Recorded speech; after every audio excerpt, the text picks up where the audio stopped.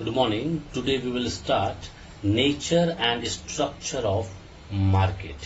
Now before knowing the nature and structure, we should know what is market. If you want, please jot it down. What is market? It refers to the whole area. It refers to the whole area where buyers and sellers of a commodity are in competition. Alright, are in competition with each other to effect purchase and sale of the commodity. Now here few words I will repeat the definition once again. Few words were there which will be highlighted. Like market refers to the whole area. First, area will be there, whole area, where buyers and sellers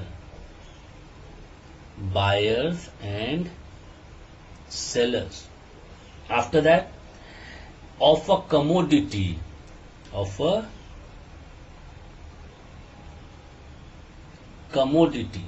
right, and are in competition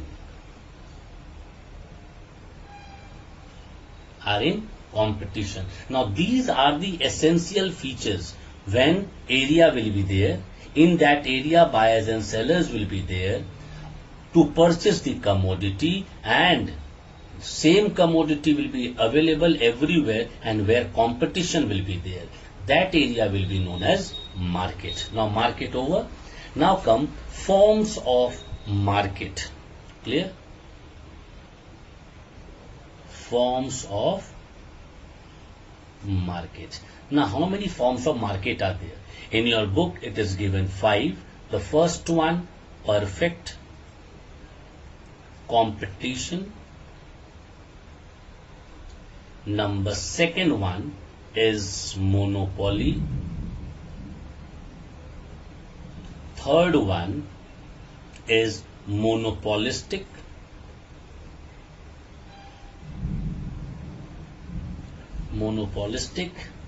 Fourth one is oligopoly, and the fifth one is monopsony. This means 5 forms of market are there. Now one by one we will discuss all, but as you know, because of COVID, your syllabus is little bit reduced. As per the syllabus, first we will study the perfect competition. Clear? Perfect competition. Now, in first question, what is the meaning of perfect competition? Perfect competition, write it down. Perfect competition is a market situation where there are large number of buyers and sellers selling identical product. Keep note, many sellers will be there, many buyers will be there, and in the market you will be getting identical product. Identical means same. Alright, same type of product you will be getting. Now you understood perfect competition. Again I am repeating, where you will be getting large number of buyers and sellers, as well as they will be selling identical product. This is perfect competition. Now we'll come to the characteristics or features.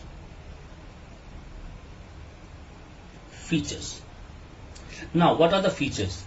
The first feature of a perfect competition is very large number of buyers and sellers. Clear? This means when you will go to the market, you will see many people are there who is selling and many people are there who is purchasing. Clear? Now this is known as very large number of buyers and sellers. Clear? Now second point. Second point is a homogeneous product. Now what do you mean by homogeneous product? Homogeneous means identical. This means the quality, the shape, the size, the color, the design, the packaging, everything will be identical. It is known as homogeneous product, because then only you can do the competition. Otherwise there will be no competition. How the competition will be there? You only tell. They will say, sir, this product is something else and that is something else. You can see the packaging. This means everything will be same, and that competition will take place wherever, whichever market will be known as perfect competition. Now come the third one, very important. Third point. It is free entry and free exit. Free entry and exit of firms. Alright. Now, free exit and free entry. Whenever you feel like you can enter in the market, whenever you feel like you can withdraw from the market. No one can ask you, hey, I started here, the grocery shop, why you started beside my shop? No one can ask you. Because if they're asking, that is not a perfect competition then. They cannot ask. Clear? You can start whatever you feel like and wherever you feel like in the marketplace. No one can question you anything. This is known as free entry and exit of the firm. Clear? Now, one line is given in that free entry and exit. This feature imply that abnormal profits are driven to zero. Now, if you will try to earn more and more by doing mis-selling, or without informing the people you are doing some mis-selling, remember the day will come when your profit will become zero. No one will come to you. They will understand that this shopkeeper, he is manipulating everything and selling the product. Because of that, free entry and exit of the firm takes place where the perfect competition is there. Now come to the fourth point, is a perfect knowledge.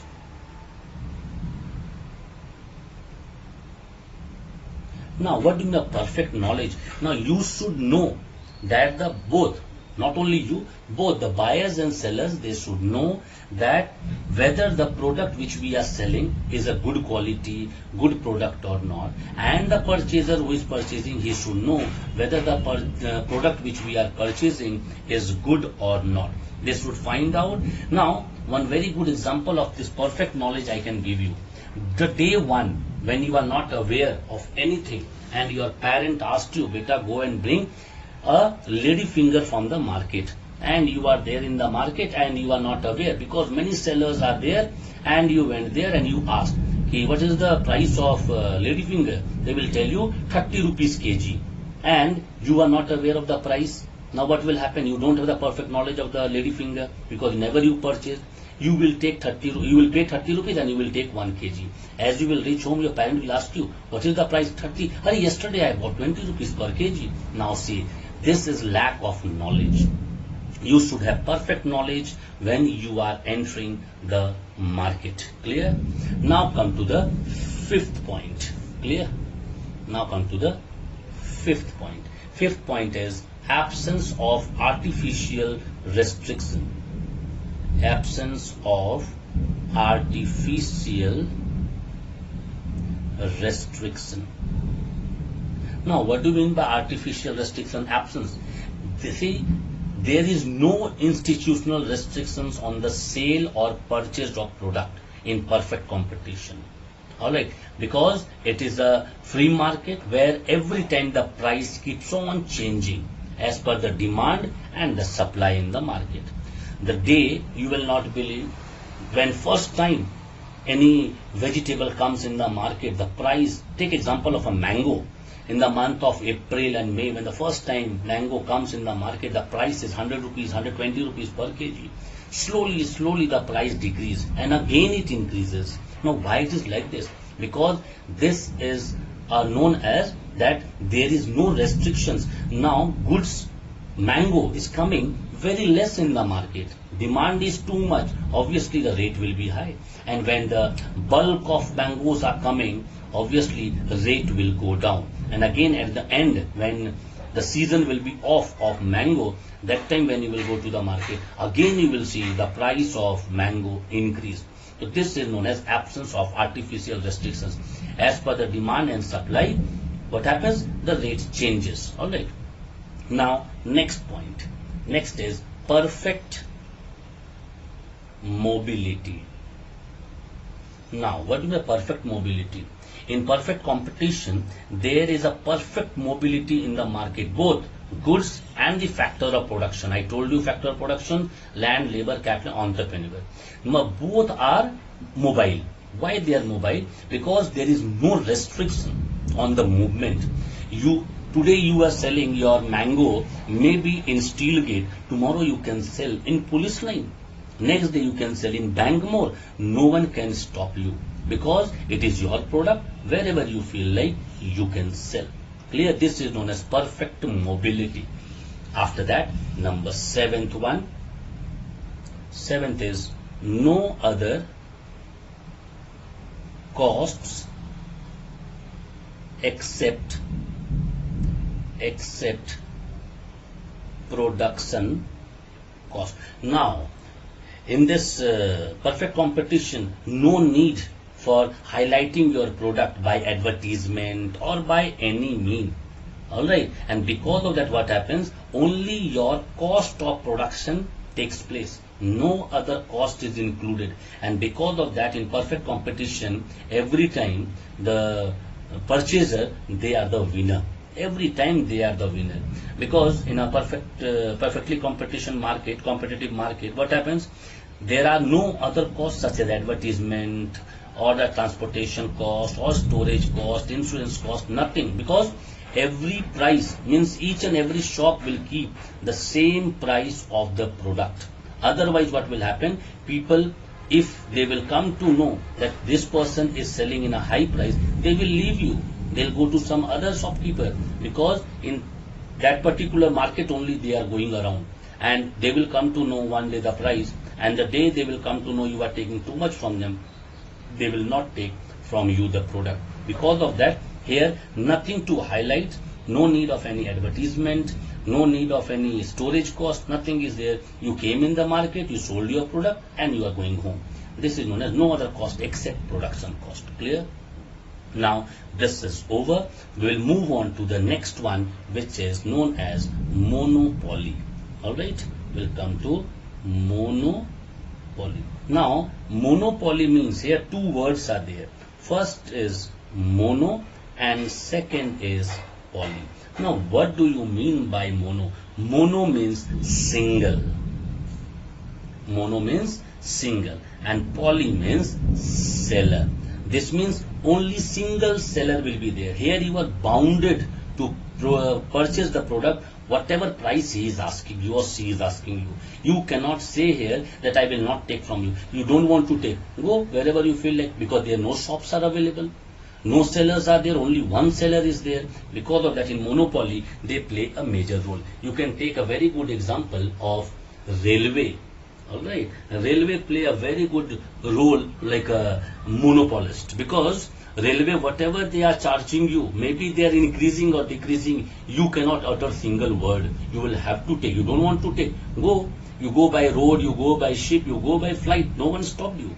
But whatever price government will fix, you will have to take, because no other. Now, it is a very good thing for us. Now, private people are coming up to run the rail also.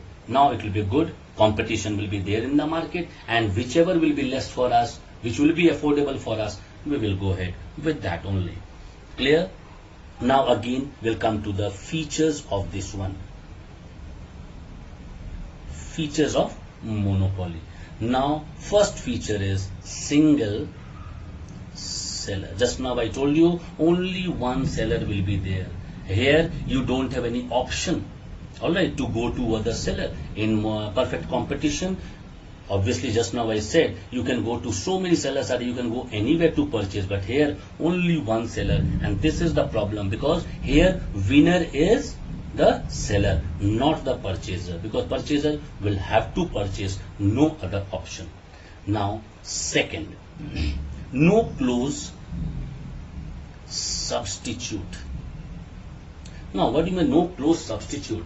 This means that the goods which can be easily used for each other are available at a nearby, all right, the same price, are called close substitute.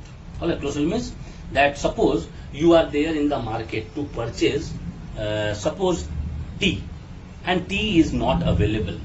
All right, you can go for coffee. But the problem is here that the seller in monopolistic competition, what happens? They only sell one commodity. They don't want to keep any substitute. Why? Because in whichever product they will earn more and more, they will keep the same product, and you are liable to take. If you don't want to take, as I told you just now, no shopkeepers are available. You will have to go far off. Because of that, what happens? That whenever you are in the market, don't go to such type of market where one seller is there or single seller is there. Go to such type of market where n number of sellers are available, because they will sell only those products which they are getting benefit. They will not check your benefit, your welfare they will not check. They will check only their profit motive, that because how much I will be earning. Take example, suppose in Kolkata, when you will go, you will see there is a electricity supplier, government supplier also is there, and private supplier. People are there.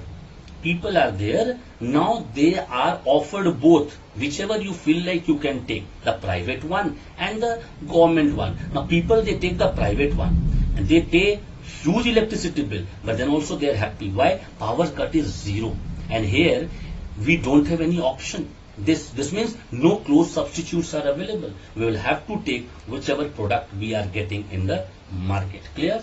Now come the third point. Third point is a restriction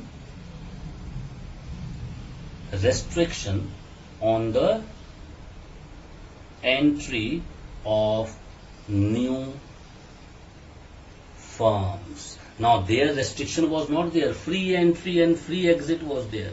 But here new firm cannot enter the industry, because there are strong barriers to prevent new firms to enter the industry.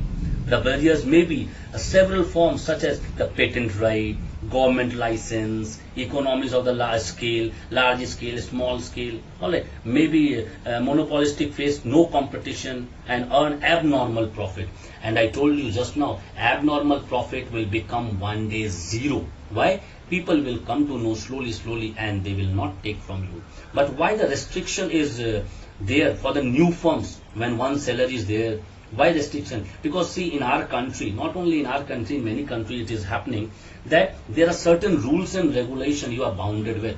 You will have to take license, all right. You will have to take the patent right. You will have to check whether your firm will be a large scale industry or a small scale industry. Many rules and regulations are there, and because of that, entry of new firms is very tough. Now, fourth point. Now, fourth point is firm is a price taker. Firm is a price maker. Clear? How firm is a price maker? Just now I told you that whatever price they will ask, you will have to pay. Maybe you know the actual price of that particular commodity, but you cannot raise your finger, you cannot raise your voice, because they will not listen to you. They will say, wherever you are getting, go there only. Now, why you are coming to me then? This is the answer you will be getting from them. And because of that, what happened? That obviously you know there is a strong barrier. New firms cannot enter. That person also knows. One who is selling, the monopolist, he also knows. And he is having the full control on the supply. And because of that, whatever he wants, whatever he feel like, he can charge you. Now, he is charging illegal. We know that. All right, you don't want to take, don't take. But remember, when everyone will deny to take from that particular firm, then his profit will become zero. But till people are taking from him, he is a price maker. He will make price. Clear? Now come the fifth point. Fifth point is price discrimination. Now, price discrimination, how it is taking place? First of all, price discrimination should not be there. Same product, different price. It should not take place in the market. But in monopoly, it happens. You are coming to my shop, and I know you. I'll give you 1 rupee less the product. Suppose the price is 50 rupees, I'll give you in 48 or 49 rupees. You will also be happy. But the same product I can hand over to other person maybe in 52, 55 rupees. Now, this discrimination should not be there, but it is happening in the market. It is happening because people, as I told you, I know you, so I am taking less money from you. I don't know that particular person, I'll be taking more from him. This is known as price discrimination. In next class, we will start monopolistic competition.